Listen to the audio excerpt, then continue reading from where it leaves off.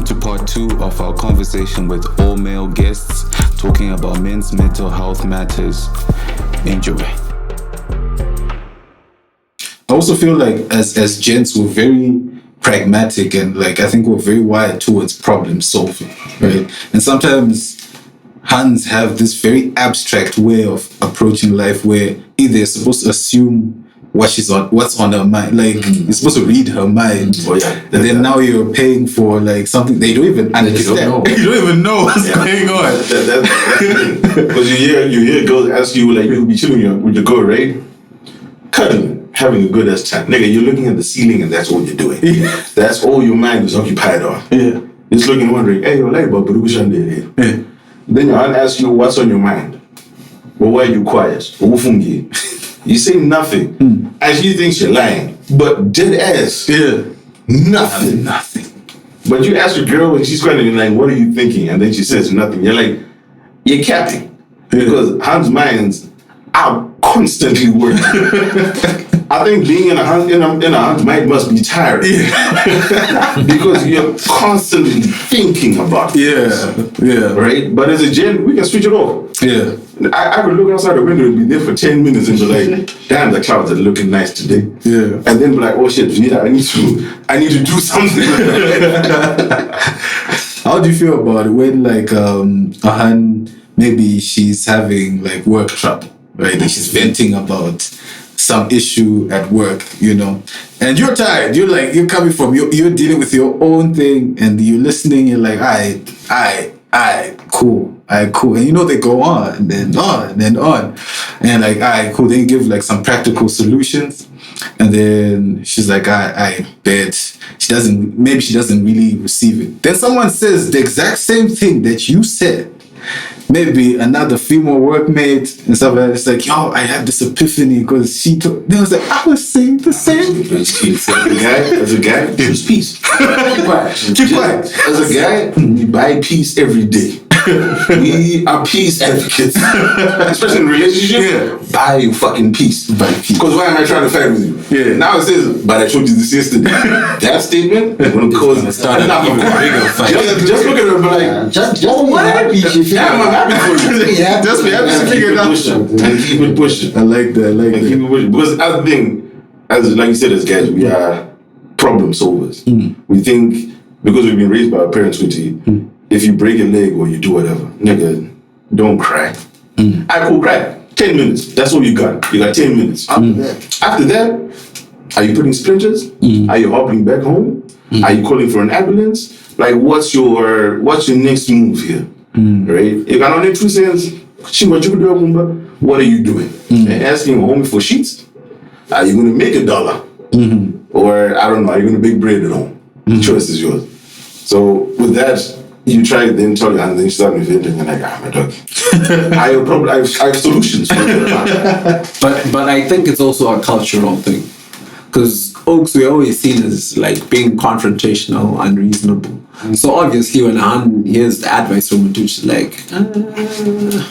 not really. But if another Han says the same thing, it's okay, makes sense. Because Oaks, 6 you drop diss tracks, bruh. So obviously when you give her an advice, she's like, she's like, yo, what does this mean? Yeah, that's true. Okay, in the context of marriage, so there's an interesting one here that goes, marrying a woman who is not a virgin is most painful for most men, especially those who are focused on making money, building themselves up whilst waiting for marriage. Secondly, seems some men emotional pain when they look down by their partners if they can't meet all her monetary demand. So I guess a part A, part B type thing. Does it really matter if a hun is a virgin? Who's making this submission? That was the craziest. I mean, that was a double one. Yeah, the first I don't know. That nigga sounds like a red pill nigga. Yeah, that's a red pill gin. That nigga subscribes to Shadaya Premium. Shadaya Premium. Yeah, because I don't think it's a personally it's not a big deal. She is a virgin. Yeah, and you as the gent. What are you? Oh, exactly. Do I have to? But then I got a sub one to that, right? What about if it's like she's... This doesn't sound crazy. Just say it. Say it how you're thinking. Not a virgin, cool. Calm and collected. You don't have to be a virgin. You don't rock like that. But then what about you bring we have situations where a friend will bring a girl over. Right? New girl. He thinks she's a new girl. Pull up with her. Everyone's like, hey, yo. History. This my new girl. Yeah. Right? Everyone looks at the boy and goes, hey, it might be for you, big dog. Right? Yeah. Afterwards, I'm Dada. Walk up, I'm still not going to bust Bano. This one has had gang. I don't know about when I say gang, I mean gang niggas. Yeah. I think what hurts a lot of guys is when, like you said, when you know a lot of the guys that she's been with. I think there's even times where you hear that been on the streets, but you don't know of a single nigga.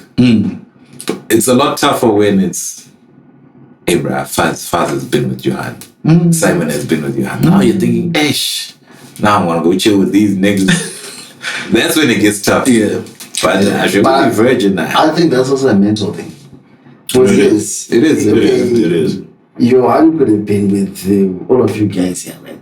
And my point of view is the guy you also been doing your own thing. So who are you to judge? That's one.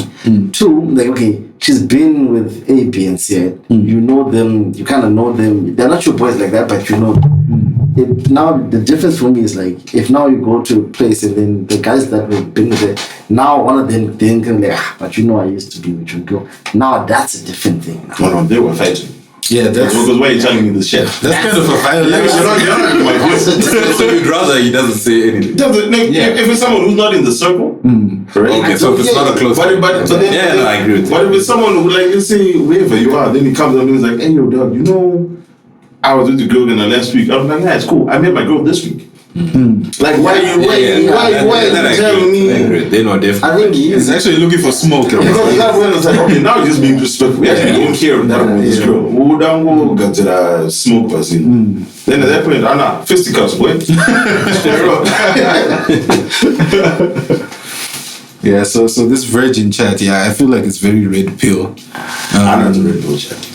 How do you feel about these? You know, I have a theory about these red pill guys. Personally, I just feel like all their theories, one, they're baseless. I feel like they don't actually get hands. Like, they actually don't spend time around real women. Like, some of they're insecure as well. Yeah, I wouldn't say insecure. They just think in a different light. It's at a point where it's like the misogyny is so strong. You can't convince them otherwise. You can't. Those are the type of people who say like. My phone cheating to get my muffins. You don't want to tea. Craft. Yeah. Right? Like, I need freshly baked scones. Yeah. When I'm having tea at craft. There are those people like that. Yeah. I have a point. I don't know if this is gonna trend or not, but I hope not. It's cool. It's very easy. It's Shaddai with all the things he says. He's got a girl.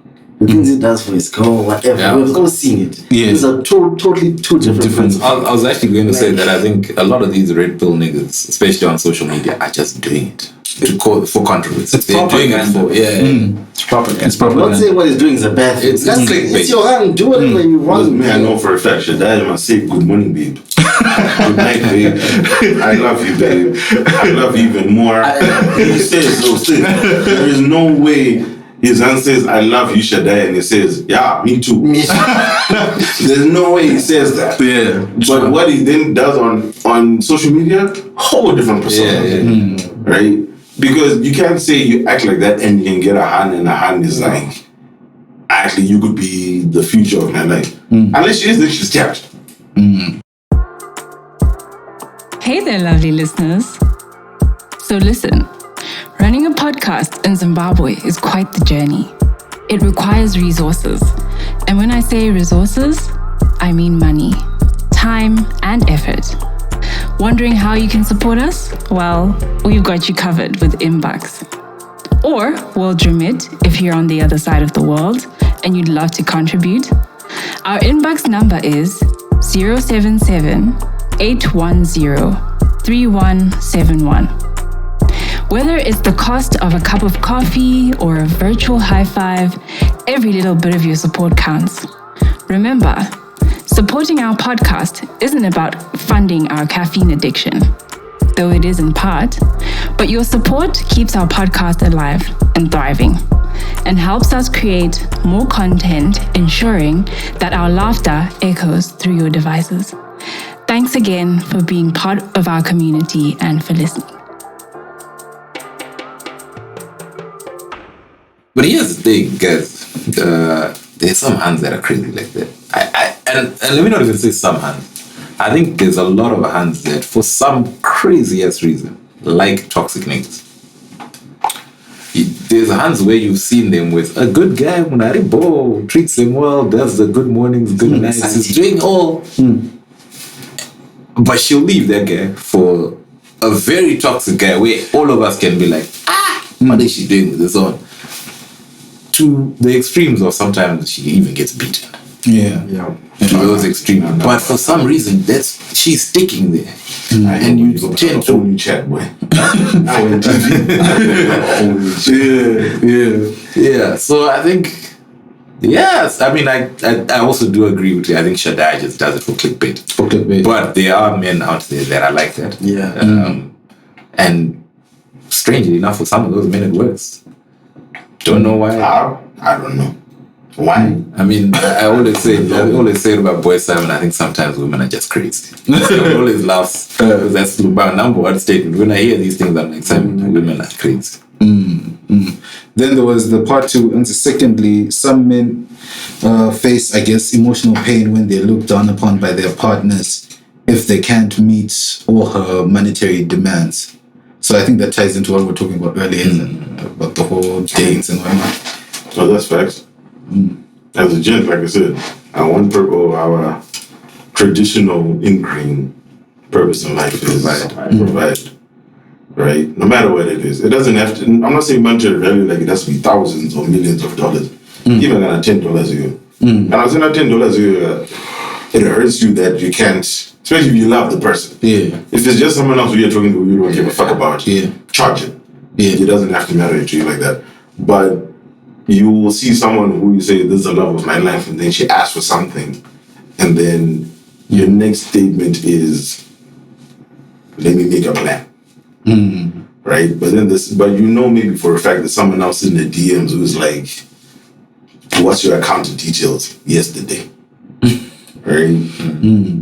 And then you then suddenly see your girl having things that you know, these are way out of my league. And then you tell her you got it from an uncle. Right?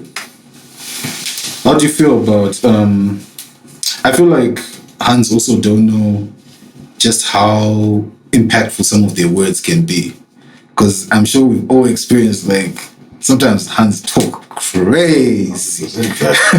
Like, even when you have a fallout and stuff like that, you just say something that's gonna be a core memory for you for the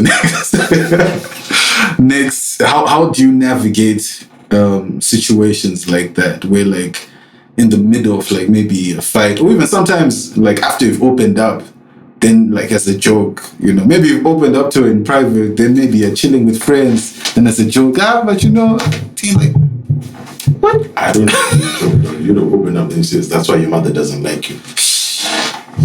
And you're like, cool, hold up, big dog. I really had this as a large deep dive. We were joking. But now you open there and say, Hans do that. And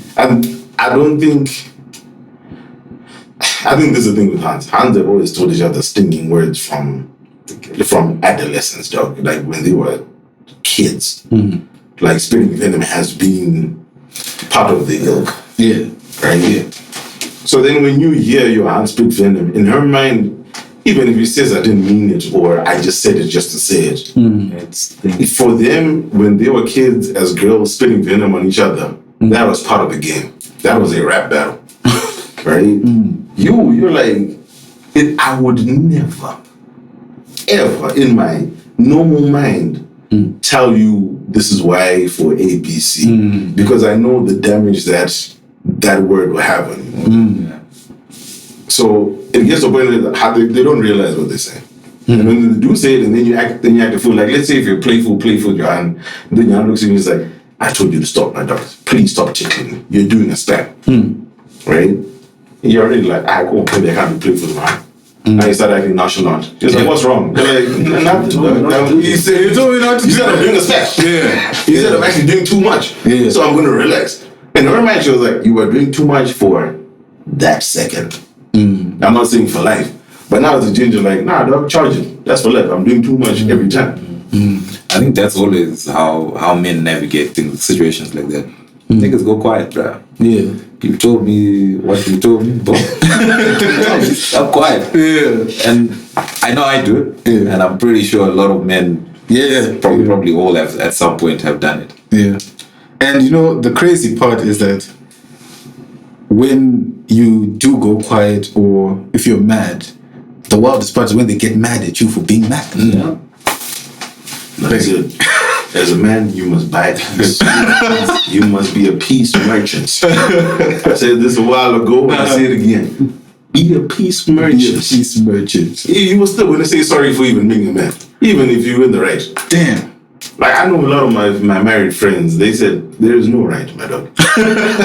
Once your hand says, I do, it's a wrap. She's right in every regard. Yeah. Even if she's wrong. Even if you know she's wrong. She knows she's wrong. Yeah. But trust me, she's right. Just say my bad. Yep. It's like, if you want to sleep in the same bed with her, you want to make a breakfast in the morning, just say, my bad, big dog. Yeah, yeah. I remember one of my married friends, like when I visited them, he was like, bro, like when you're leaving, just say we gotta go do something. I need to. Can you get out? It was a nigga just was looking for any excuse to leave the house. And I know a lot of married guys who be like, bro, I cannot be home this weekend. Like I need to be somewhere because like this woman. So I think that actually is a good segue also into the male loneliness. Because sometimes men can even be lonely even when you have someone by your side. Because that sounds like a very lonely thing. Like I'm just thinking about the stuff which we're talking about, where it's like we have to kind of curate our communication and buy peace, as you say. But that's also kind of like whatever stung, whatever hurt you at that point, it's still there. But you're just like, okay, I'm just choosing because, like, look, I want to keep the peace. But doesn't that eventually like build up? Never. To be fair, it does build up. I think if you're with someone long enough, you'll blow up at some point. And it's gonna be used against you, like Fred said. She's gonna be shocked for that 5-10 minutes where you're going off. And she might keep quiet because she's like, hey, he's angry. He's angry. But I guarantee you, in the next 30, that shit is going to come back and bite you. But you do blow up eventually. And you mentioned your boy leaving the house. I have a friend that I play basketball with and never drank alcohol a day in his life. He got married within like maybe 6 to 8 months. So our tradition was we'd play a game, we'd play matches after the game. Those that drink. The team just bonds over a couple of drinks. If there's games that are being played afterwards, we're all watching. There was a day this man arrived, we played the match, we finished. The rest of us were tired because it had been quite a big weekend. People wanted to go home. This man said nobody is leaving. And he opened his boot. He bought the alcohol himself. Everyone's like, is everything okay? And he's like, guys, marriage is tough. And I'm like, bro, are you good? And he's like, I just want to chill with yours. We are drinking. So I thought, okay, at first we all thought, okay, he bought the alcohol for us and he's going to have his cool drink or whatever. And he said, I am drinking. I've never seen that man so drunk in my life. And since that day, he's never stopped drinking. Every weekend, he's hitting people up, yo, gents, what's the story? Or he'd even make up basketball games that don't exist just to get out of the house. So, for me, if I'm looking at male loneliness, I'm not saying people are looking for a visa. Right? Because we know visas are everything. Every married person will let you know visas are everything. Well, not even visa. Even if you get the visa, they say there's a time to come back home. Right? Where they're like, by 1 o'clock, that's a good time. That time with your homies, by 1 bell, be home. Right? But in terms of like male loneliness, that's more red pill talk to me. To be fair, from my perspective. Okay. I have a different perspective. Sorry, hold on. Before you answer Simon, please elaborate further. Okay, so in my mind, it's like male loneliness epidemic, right? Like with the topic that's being said, where being a guy and being alone is eating at us. That's when you get your, what's that little subculture of guys? Insults. Insults. Okay. Yeah. Which I've recently found out means involuntary celibate. And I was like, that ain't the thing, bro. You just go on Twitter, you'll have a good time. Right? But that involuntary celibate thing becomes it. When I hear male loneliness, that those two words are very synonymous with each other, right? Mm-hmm. Yes, there are people that have no motion. Like I'm talking about, like zero motion. Mm-hmm. You try to put a hand in front of them. Guababa is handling this boy. And I don't know about like behind the back dribble, fall on your knees type shit, right? Mm-hmm. And then you have that guy who's actively trying but just doesn't have game. Mm-hmm. Right? And then I'm talking about loneliness in terms of relationship. Then there's that loneliness where I just don't want to rap to niggas. And I'm fine with not rapping to niggas. I feel male loneliness is kind of, it's a farce because from my mind, a nigga really can be lonely. Like, how bored do you have to be as a nigga to be lonely? I know, man. Like boredom for a gent is such a. I have a different take, but continue. That was my take was really like boredom and loneliness as a gent. I don't know what you're going through, but you must be going through a shitload for a man to be like, oh fuck, I'm fucking lonely. Yes, you don't have homies meeting you, right? That's one thing. I'm talking about loneliness in terms of this aspect of Ushaya, some form of community. As a nigga now, dog. Maybe if I feel it, like I was saying, before, if we're at a groove and you're the nigga with no emotion, cool, that's just you. But trust me, when you go back home, you turn on your Netflix, play your PlayStation, you're not even thinking about loneliness. In your mind, you're like, this is my world. This is my little sphere of safety. You go to sleep, you wake up, tomorrow's another day. So niggas then who say, I am lonely, I'm like, are you really? Or you're just venting or trying to say something else that's not about loneliness.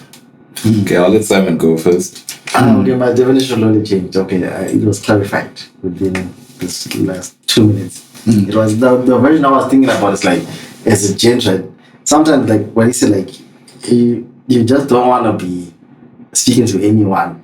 This is gents and hands at the center. You just want to be yourself and you want to, I think, refocus on something that you know you've been fucking around. Like, you know, like, okay, you've not been doing what you were supposed to be doing. Like, you've been wasting money, you've been burning money.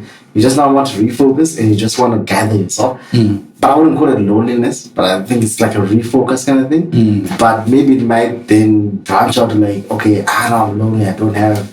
I get that to some extent, but that's where I was going with it. But, yeah. I think I agree with both takes. I think male loneliness, I don't know if what I'm going to bring up is maybe part of what the male loneliness part of it was. But I think men can feel alone very often. Maybe not lonely, but men can feel alone because you're going through whatever you're going through. And yeah, cool, sometimes you speak with your boys, but to be fair, very often we don't speak even with the gents. We'll be here, we'll have a great laugh. We'll meet probably even every weekend, have a great laugh, and at no point do we genuinely ask each other, but are you good? Are you good? Yeah. So I think men can feel alone in that aspect where you're going through a lot of things, or you're going through whatever you're going through, and you just don't really have, I guess, an outlet. Some people have grown up, they've had outlets, they're okay speaking, but some don't. Some aren't used to speaking all the time. So I think you can feel alone, but I agree with Fuzz in that loneliness, not so much. Okay. But you can definitely feel alone. But loneliness, that's a bit different. It's a bit different. All right, so we have this another submission that says, I do feel alone at times. It used to affect me deeply. After therapy and counseling, I have embraced a new perspective on it. I'm a big believer and supporter of mental wellness, and every gent must partake of it. How do you guys feel about therapy? Firstly, shout out to that nigga. Shout out to that boy. I hope he's found whatever he needs to find. This goddamn boy. Therapy as a gent is crazy. I'm a big believer in it. I'm a big believer in it. Big believer? I'm a big believer in it. I think as a gent, once you say I need therapy, no, you can find some demons. Yeah. What you about? Like, I need knockout type shit. Like, you can't even beat them. Yeah. So shout out to that man, though. I agree with what he's saying, fighting demons. Because for me, like, there was a time I couldn't even figure out shit by myself. And it was like, you're depressed, but you don't know that you're depressed.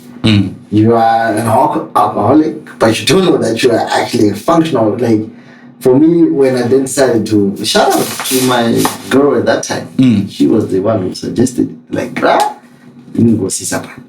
And first time I went, it was like, it was a relief, to be honest. I will not lie. It was really a relief, and I went second time, third time. Now it's like, it's not a consistent thing, but every time I feel like, okay, I'm going through something, and I can't figure out. And most of the time, it's you're in your head for the most part. I go see someone. I even refer that person to many people. Like, hey, right, go see this person. ETC, what is it? So I'm a big believer in it. It makes sense because some things, as Gen Z, yes, love my boys to death. But sometimes I think you just need someone who can be objective with you. I think the very first session I had with the therapist, they told me, like, bro, I can guarantee you, most of the problems you have, you actually have solutions to them. You actually know them, but you're just not just executing. I just need you to get out of your head. So yes, I'm a big believer in it. I do encourage men specifically to do that because it really does help. It really does help. Okay, wait. Fuck shit. What is a fuck shit? Before Farai some wild stuff, I want to ask, because Simon, obviously you've been to therapy.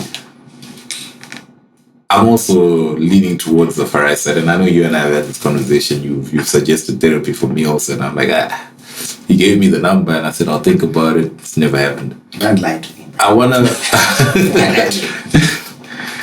wanna understand, because I still ask this question. Okay, what is it that you think the therapist did for you? Obviously, you don't need to mention what y'all spoke about. Just, I guess, something that they did for you that you don't think that you would get from a family member, from your homies. I mean, from a homie, if it's Sinador or The first thing I'll say is... I was with you, and then you said that part. Now I'm not really with you. After you answer, then I'll go into the next question. The homie thing, like I said, these demons be mad. These demons be on some Thor Thanos type shit. Yeah, to be fair, I have... Okay. Not even trying to get sentimental or anything, right? My demons were... There was a point in time my demons were fucking large. I'm talking about like greasy ass niggas, right? But did you go to therapy? No, not really. Because I think what triggered my mind, it was... It's gonna sound fucking corny as fuck, but anyway, I'm gonna say it as this. Because that's what I went through. I kept on thinking about like, what does your name mean, right? I was like, nigga, just be happy. Clearly, when I came out, my mom, it was a happy ass day. Fair. Be happy. Right? So I think I just kept on just drilling that in my head. I was like, try be happy. Try be happy. Try be happy. And then that just kind of like switched where I was at. It did affect me because I think it went for a couple of months where it was depression and crippling anxiety. Right? When you get to a place where you get to grasp, dog, I'm not even here. I'm working. Right? Like targets are being met. I'm smiling at everyone. And then people ask me like, hey yo dog, you okay? I just say, yeah. But in back in mind, I'm like, hey, dog, if a window can open, I might just take a leap. But at that point, I was like, I can still be chill about this. Because I kept on thinking, if I do a span, I'm not just saying I've left the world, right? I kept on thinking about how's my mom going to feel, right? So then there was that aspect of I'm not just freeing myself, but then I have other people who are saying, he's a good kid. And then he then disappears. It's going to be like, fuck. Why didn't we see it before anyone else did? So I was with you. I just we on the same boat. You said that. That's it. I wanted him to answer and then I was like, I'll explain why I said what I said. I wish you But before I go there, you want to say something, okay? I want to say that the difference is just the judgment, man. Like when you're talking to your friends, your family, like if you say, I feel like jumping off the 5th floor, folks would be like, dude, you've got a well-paying job, you've got this. What's wrong? What's wrong with you? You see, the therapist understands, but these things, man, they happen, depression and so forth. So it's a judgment-free zone. Okay. No, I'll take that. The reason I'd asked is because you had mentioned how the therapist said it to you that you have the solutions. And for me, I think most of us do have the solution. And sometimes you don't really need a therapist. Sometimes, look, the truth is, a lot of times when gents have conversations, it's within drinks. And the answers you want to get within drinks are not really. You sit with your boy, I just want to talk to you. Yeah, whatever it may be. Some of the answers. You say that, I'm like, who died? Or like pause. Breakfast, I'm like, nigga, you want to meet him this morning? Something going off. Some of the answers and the nature of the conversation that you have with your boy or your sister, well, it could be anybody. Your girlfriend, it gets a bit tricky with your girlfriend, but it doesn't matter who you have it with. You end up finding those answers by yourself. So I feel like, and I've asked many people, guys and girls that have gone to therapists, and some of the things they tell me, I'm like, but to be fair, yes, you might not come up to it bigger, but you can go and have that conversation without paying $60-$70. Man, this guy gave a shout out to his ex. That's how good therapy is. We don't know the demons that Zimmy was fighting. Like this nigga could be looking at a wall until 3 a.m. Yo, my phone door open that. Good sleep. My boys out here working tired as hell. Right? I get what you're saying. I do really get what you're saying. You know, I'm not necessarily advocating because he like go see a therapist. No, I'm not saying that. I'm saying like the difference between like you have the solutions with you and actually then executing those solutions. That's no, that's what I wanted to understand. Look, judgment, just so we all understand, I'm not saying this is bad. I'm just trying to understand why I must go pay whatever amount. I don't know how much. That's the thing. I think if you then put a monetary value on therapy, because I went to therapy as well, right? Okay. But it wasn't out of sound like niggas did therapy is a bad thing. No. My therapy was not for depression or anxiety or whatever it was, for mental issues. My therapy was trying to make me, how can I say, tunnel vision on certain things. Okay. Right? My mind I'm a dreamer. Okay. Right? So one thought is going to lead to 4 more. And those 4 more, there's like 2 that are so bright, they consume me even at all times of the day. Right? So I will start, like I would have a vision board in my head, right? But I'm looking at an expense report that I need to do, which would probably take me an hour. But now this reading would take me 6 hours. Yeah. Right? So for me, it wasn't like therapy in terms of, and I understand there's some people that have demons. I didn't go to therapy for demons or whatever, right? Yeah. I went to therapy just to try find like a space where my mind can be like, alright, cool, focus on this. And trust me, I had the answers. What the therapist told me, I'm like, nigga, I fucking use this shit, right? I had the answers for this. But I think then hearing it from someone else then goes, oh, okay, cool. maybe I wasn't bugging. Maybe this was actually the right decision to make or to have. And I feel like that's what therapist does, because if I come and tell you as a gent, right, you're my homie, you do whatever. We bust balls, we crack jokes, we do whatever. Niggas out there who say something happened to me as a kid. If I come and tell you that, man, I will be sick. Right? And be like, my boy, you were touched. Shout out to you. My boy, now your mannerisms now make sense because something happened to you. But there's people like, it'll be at a point of, I can tell you my most dark, I can tell you like, hey, yo, bro, I killed the nigga. And therapists will be like, how did that make you feel? I guess that's where the How did that make you feel? I understand you. I understand. It's at a point now, if I tell you I killed a nigga, you're gonna look at me and be like, my dog. Yeah. Also, are you not tweaking? So I have an interesting perspective on therapy because I actually studied psychology in college, right? So I remember sitting in lectures and going like, these gonna be people's therapists, bro. like it gave me kind of a cynical approach to it, because at that point in time I was just looking at my classmates and the lifestyle that we're living. We're cramming for exams, etc, but we're partying all this time, and I'm just going like, yo, so therapists are just people, like what are they gonna do with that information and stuff like that? But it's actually good. The older I've gotten, right, I see how immature that view was. It was just kind of like, yo, at that point in time, I was like, there ain't no way I'm going to see any of these guys. Your therapists need therapists. Therapists need therapists. Because there's some things I'm going to dish out where a therapist is like, it's going to need a therapist. Dog, this is actually too much for me. It's too much for me. So I was wondering, do therapists need do they leave the office and they're like, yeah, yo, alright, cool. No more meetings for the rest of the day. I need to I need to go see someone. right?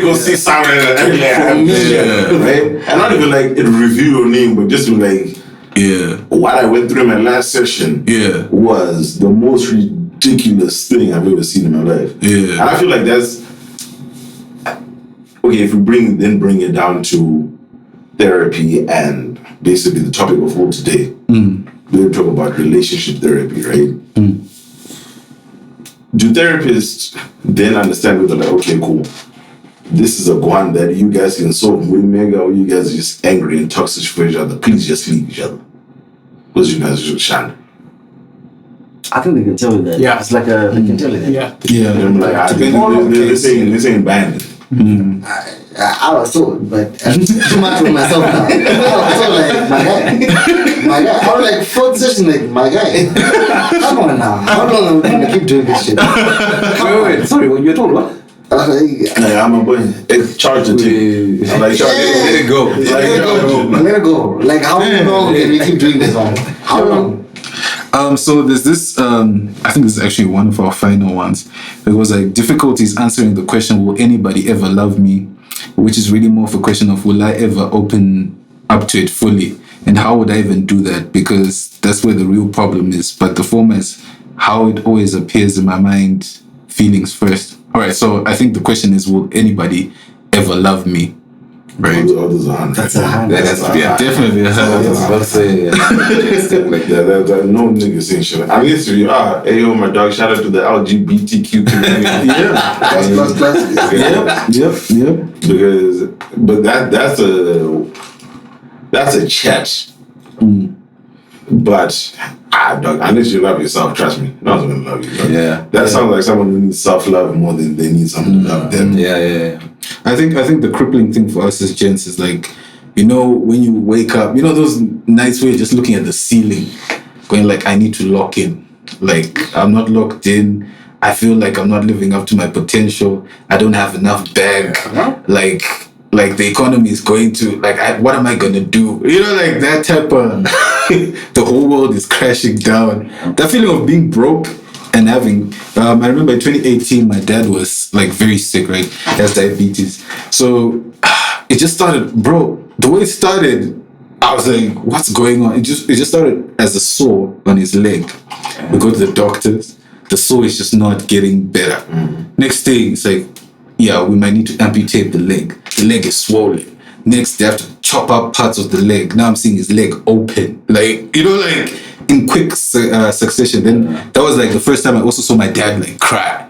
And when he cried, he actually apologized. He was like, and I was like, damn, like he felt like it was wrong for him to even cry. I feel like less of a man. I feel like less of a man. Because it's the big dog. He's a big dog, I feel like, Yeah. So I remember at that point in time, I wasn't in a position, like I was obviously running around and like, getting bandages, doing this and that, but I didn't feel like I was doing enough. I felt like, yo, bro, I don't even have the sheets to do this. I can't do this. I can't do that. Like sometimes he would just call in the middle of the night, right? And it's just going like, yo, I can't stand the hospital anymore. Like the room is spinning. He's out of his, and he's a very outgoing person. It's like, yo, I'm stuck in this bed and I don't know what to do. And now I'm dealing with emotions where I'm like, yo, I don't even know how to handle it. What can I even say? I'd go to home and I'm like, hey, yo, dog, put a bottle in your gym. True. And pull a bomb. True. So those type of things where I think like it's not exactly will anybody ever love me in the context of I'm sure there's a hand, but I think it's more of like our ability to provide is such a ingrained thing. Like we feel like we're useless if we can't contribute. I think as men we set high standards for ourselves. Yes, society does set high standards for us, but we also set extremely high standards for ourselves, which is what leads to like the feelings where you're sitting in your room and you're like, ish, but I'm unable to do this, I'm unable to do that. Whether it's for your parents, your sister, your girlfriend, your nephew, your niece, whatever, you're just sitting there and you're thinking, ish, but this person's asked me for this, I can't. But I want to be able to do A, B, C, D, but I can only do A. Can't do the rest. So we set extremely high standards for ourselves. So I don't think it's ever a matter of, will someone ever love me? I think it's more a matter of, do I think I am doing enough? I think because naturally, like Farai, like we've all said, I think we are all providers naturally, and we want to be providers. We want to be able to do it, whatever it is for family, friends, your wife, your girlfriend, whatever it is. And when you're not there, you genuinely aren't entirely satisfied. So I think it's more that where the satisfaction you get, like I know for me personally, I get very satisfied from helping people. And when I can't, I'm not entirely satisfied. Even if I can partly help, but not fully help, I'm not entirely satisfied. So I don't think men ever think of, will anyone ever love me? That's why, like Farah said, I agree with him. Woody. That's probably a hand that posted that thing. I mean, if you're thinking that, you need therapy. Like you're just at the point you need. You need because as a guy, you just need that self belief. That chamisa level self belief. Just. Like that guy just like no matter what, it's just that nigga grew up, his mom telling him, my nigga, You are going to you that Macadeo company is like, if you go to heaven, you don't find me. You're in the wrong place. That's the type of confidence I need though. But if it's in terms of when anyone love me, I was having chats with, if it's a Harry, right, who has that problem. I've been having chats with a lot of my female friends, and it gets to a point where it starts to each of them, right? When you're in your fine 20s, don't give a fuck. I'm out here living a good life. If I don't have a nigga, the nigga's gonna land. I've been told it starts to hit them around 28, 29. When you start to then realize, all my homies are out here doing Rora's celebration, baby, whatnot. And I'm here one man. I don't think it affects niggas like that. I've seen my homies get married. I'm like, hey, yo, big dog, I'm happy for you. I'm gassed for you. You see, but for me, I can go to sleep. I don't even feel pressure. But I think for girls, it gets to a point where, because now it starts to eat at you where you feel like, they start to look at like their past relationships or relations that would have been, and then they'll be thinking, could I have changed something? Was that the problem? I had a good thing, and then I thought I could have gotten better. But greener pastures sometimes aren't so green, right? And And fair enough to them. I'm not saying they should have stuck to a toxic relationship or whatever. But then, I mean, if you charge it up to my nigga God, that's not your time. Clearly, this was not supposed to be your relationship. The real one for you, hey, don't be a spinster, get some cats. Lie about it. Right? You don't, not everyone needs to have a husband or a wife. Sometimes just rock one man. But I've heard from my female friends where they get to a certain age, then past 30, then I think it starts to really eat at them. Because it's not, they're not thinking by themselves. They go to family gatherings and everyone's like, hey, yo, my dog. Cool, where's me? Or where's the kid? Or where's whatever. And I think that attracts hands more. As gents, if someone tells me where's the kid, I'll be like, hey, yo, find me the hand and I'll be there. Right? So that will anyone love me? Trust me, someone. I mean, if I'm speaking directly to the hand who sent the post, that nigga is there somewhere. Just relax. You'll be shocked that they'll come from nowhere. Nigga, you'll be out here fucking watering fields and shit. And the nigga just says, hey, what one? I have a random thing. I've been saying this in the past like 2-3 months. Not specifically to hands, it goes both ways, to gents as well. Don't stick to your circles. Because most of the time, if you stick to your circles, you are going to find those, one of the, if you, from a guy's perspective, the hands who's been with A, B, C. For the hands as well, this guy is fuckboy to see. Oh, yeah. Expand your horizons. Yeah. Like, this is a self-love topic, right? Nigga, try some new shit. I mean, this week, try paddle. I realized I might be too old for this shit. I need to sprain. Talk like an ACL. I ain't gonna lie to you. But we out here. And just try new things, dog. Find new people. Don't stick to your circles. And like, How do you guys feel about so I was at a boys' school, and I remember, like, I guess. Oh, so you were raised by wolves. Raised by the wolves. Raised by wolves, dog.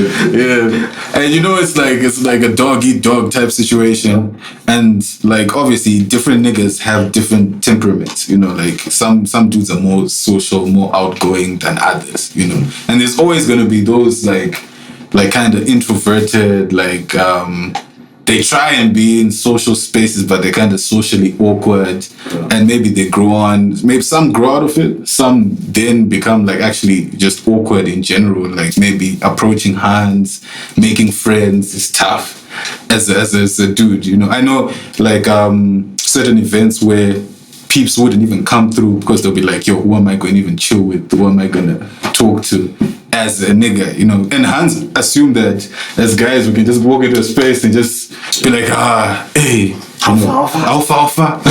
But some gents don't have that. And maybe those guys, maybe from that perspective, do you know of any guys like that? Because they might be dealing with that loneliness and it's literally more of like a social... I was that nigga. I ain't gonna lie. I was that exact same nigga. I was scared of talking to girls until maybe second year of college. Like terrified. Someone asked me a question like, hey, what's your name? Let me even tell you a story. And I got a story for this. We were in John's Fair. I was probably Form 4, I was 6 at the time. Right? That was my homie. Close homie, Sasha. Okay. Right? I was Sasha. Hey, my boy, when I say run them down.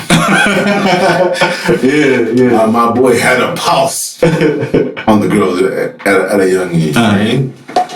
So anyway, my boy, and this was my very close friend. He knew everybody. We're talking about from every school you could think of.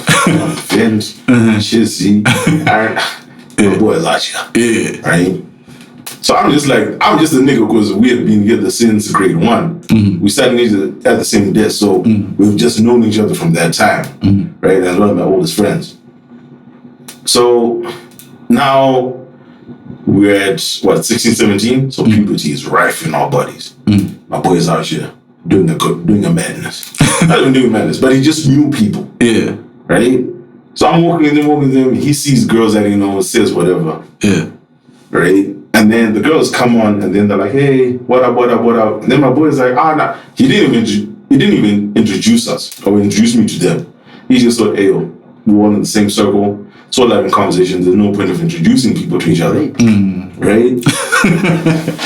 He's having chances. And I remember this one girl then looked at me and then she was like, hey, yo, what's your name? Out of the blue. I don't know why. For the life of me. I was like, hey, yo, my name is Sean. Hey, my homie looked at me and was like, big dog, you okay?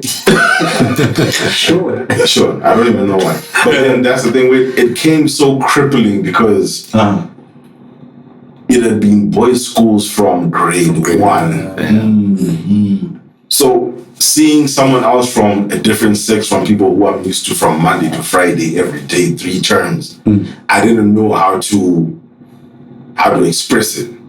Right? It only then clicked maybe start up as a high school. I was like, okay, cool. These people are also human beings. They're not really like, they're not aliens. They're human beings. So that whole thing, you can't find someone or whatever it is. Trust me, they are there, dog. And even like my dad told me, relax, dog. Still at school. You'll get tired of this shit, dog. You'll go to varsity, they'll be everywhere. All plethora. Skittle pack, shape, size, colors, whatever you want. They're there. You'll find someone who you vibe with, who you can talk to, and then that might be your person. But that whole thing of I can't find someone because I'm awkward or weird or whatever. It's perfect for myself. There's someone for you out there, dog. Trust me. Trust me. Yeah. So I think, just to get into our kind of our last theme, even though we touched on it a little bit, it's more of like the self-care thing. Like, I think it's self-care, if I'm not mistaken. I think it said self-love. Self-love, eh? Yeah, self-love. What would you say? Well, I guess this kind of touches on self-love, right? Like, but I wanted to go into like, what do you guys do for fun, bro? Just like, we're trying new just to shit. chill. Trying new shit. I mean, this week picked up paddle. We fucked up the knee, but we'll be back next week. Then yet again, I guess. Finding a girl, you just end up doing weird shit that don't make sense. Yeah. It's not, it was never for you. Talking about picking up on golf. Okay. Right? I mean, my boy said therapy. That might be another self-love thing right there. Know yourself better. Like I said, just remove yourself from the circle you've been used to. Yeah. And everyone's weird, bro. Yeah. Right? You might be the only nigga in your crew who likes anime. And no one else does. Trust me. There's like 40 other niggas who like the same shit you like. Yeah. Find them. Yeah. So self-love is just to remove yourself from the circles you're used to. And trust me, you'll be such a gas man eventually in future. That's my self-love. Just try new shit. Try new shit. Dope. For me, self-love, gym. Gym. Oh yeah, gym is strong. Gym 100%. But my gym is dark though. I'm not gonna lie. I'm listening like to suicidal white boy music. Like they on me on the cross type shit. That's intense, bro. Y'all running, boy. I was in like a couple weeks ago. Demons that is. It's not even like I'm fighting demons. I was going there for mental health and shit. Then I started lifting mad heavy. And I was like, hip hop ain't working. I need some darker levels. Darker levels? I hear you. I need some darky shit. This is rock. Heavy metal. I need heavy metal. And once I'm talking to this nigga, I was like, oh shit, this is KG and he's so heavy. Damn. Okay. Yeah, gym definitely for me. Put yourself in uncomfortable situations. Okay. I think that's new circles. Get exposed. I think for that. I'll stick with those two for now. Dope. I think for the most part, we're all on the same track. Me, I'm a fitness fanatic. Whether it's gym, basketball, going on a 5K, 10K run. Anything to do with fitness, I'm there, bro. So that for me is like a big self-care thing. Just like both of them said, For the longest time, it wasn't really my thing, but trying new things is now big on my list now. Because you get used to the same old stuff, bruh. You're either ending up in a bar somewhere or chilling with the boys having drinks. Yeah. And that's It gets tedious, it gets boring. And when you start to try new things, you start to see, sharp, I didn't even know, don't like it's Wangu. Ain't that bad. I sat for 3 hours. That must know as boring as that. That is what I thought. I thought the painting thing was like a guided painting. Right? I thought it was going to be like, because I'm an artistic gent. Yeah. So I thought, hey, Do yo, your things. have some coolers, Yeah. paint what you like, Yeah. have a good time. Yeah. I'm gonna give you a diagram. They tell you what to say. They started telling me what to paint. Paint the skyline, paint some grass, paint some. And I'm like, why am I doing all this? I'm gonna paint something else. I'm gonna paint something else. But yeah, now I'm big on trying new things. I think for the most part, trying new things. Even like you said, people that think that there's no one out there for them. Like for us, as soon as you broaden your horizon, you'll start to notice. I'm meeting people that I actually enjoy, and people that actually enjoy my company too.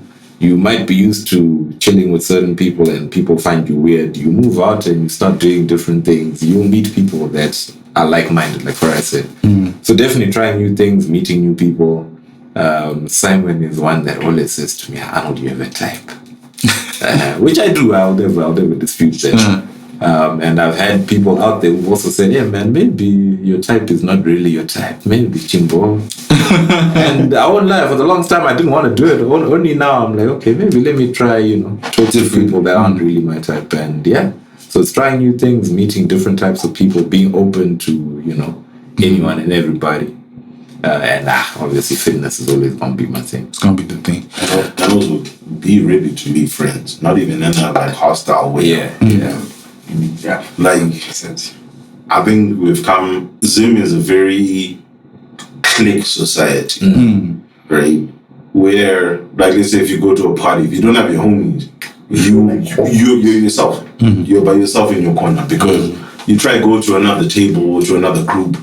If they don't know you, or if you know one person, trust me, you know that one person, and you know that one person for 10 minutes. The rest of the night, everyone's looking at you like, whose man is this? Right? Yeah, they Facts. Like, who's this nigga? Yeah. But obviously, in developed countries and whatever, you can go to a place one man and find your people as one man. So I think in Zim, as men or women or whatever, was people in your 30s, the niche market you're in. Like lose some friends. I would say lose some friends in hostility, but just expand and find new homies. It's not a bad thing. Yes, your core friends are going to hate you for it, but find new homies. Find new people. Mr. Madzika, man, I'm in between like going out for experiences and just being alone with a good book. That's I always cross between that for my self-care. It's always And baddies. Say yes. And baddies. Hey, I think this has been Yo, dog, you didn't give us your answer, bro. Oh shit! Yeah, I was about to wrap it up. Yo, I'm a big anime guy. Big on fitness as well. Like, but I kind of just do like home workouts and stuff like that. Anime, working out, and just music. Music is obviously something that I do, but like it's also very therapeutic as well, and it's fun. Then I'm outside a bit, like, but I kind of pick and choose the type of events. I actually like these events, the carpe diems, the deep ends, roots, you know what I'm saying? That type of thing. Those are the type of that's my self-care routine. But yeah, gentlemen, thank you so much for coming through. I think this has been a very dope conversation. I don't know what to think, like, going into it. I don't know if it was going to be too serious or we're going to be too jokey, but I think we actually covered everything that we needed to cover. And yeah, I'm looking forward to actually doing this again at some point. But 6. Yeah. How come when I told you my soulmate is on the pod, you didn't? Yo! Why? Why? Why? This was an unscripted podcast. An unscripted podcast. When niggas just say shit, niggas see what's on their heart for real. Hey, we'll have to talk off the record. Yeah. Yeah, man. But this was a lot of fun, man. This was a lot of fun. So yeah, guys, thank you for listening. This has been As Told by Us. The gents took over for this episode. Shout out to everyone who supports the pod. And yeah, keep it locked and stay blessed.